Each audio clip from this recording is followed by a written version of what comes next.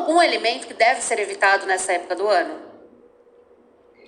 Tem alguns que a gente tem que ter um pouco mais de cuidado, sim, principalmente com a quantidade.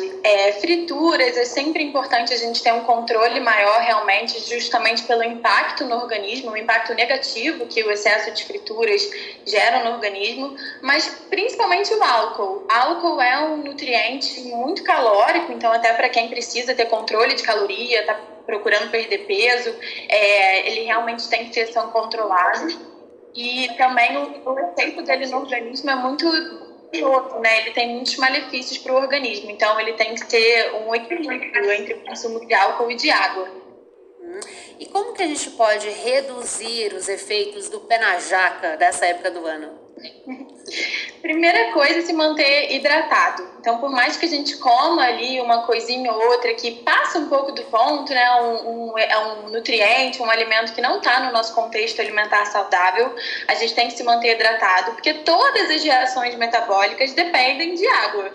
Então, se a gente quer ter uma boa digestão, um bom dia seguinte, né? Evitar ali os efeitos da ressaca também, a gente tem que sempre se manter hidratado. Manter uma rotina de atividade física é sempre bem-vindo, então manter o corpo ativo para equilibrar realmente é muito bem-vindo também, e sempre o equilíbrio. Então a gente faz um prato, a gente come o que a gente quer, mas a gente não precisa exagerar nas quantidades, né? Ótimo. E, Eleonora, bom, a Isaura Ferreira do Rio de Janeiro mandou a pergunta dela aqui pra gente, eu vou fazer para você.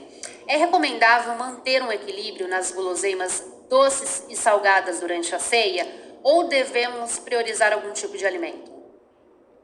É recomendado manter o equilíbrio sempre, tanto para doce, salgado, guloseima, mas para qualquer outro alimento. Então, uma regra assim, muito fácil de todo mundo entender é: a gente come quando a gente sente fome. Então, se a gente está comendo ali um prato de um doce, por exemplo, e o organismo já sinalizou que a gente chegou na saciedade, que a gente não tem mais fome, a gente não precisa continuar comendo, né? A gente não precisa comer grandes quantidades.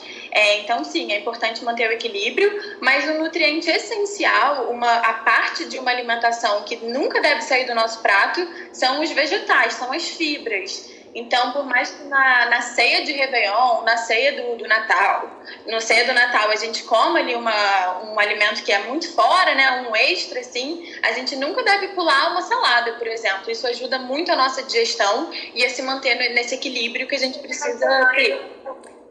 Não pode fazer que nem aquela senhora que viralizou na internet. A salada não vou estar querendo.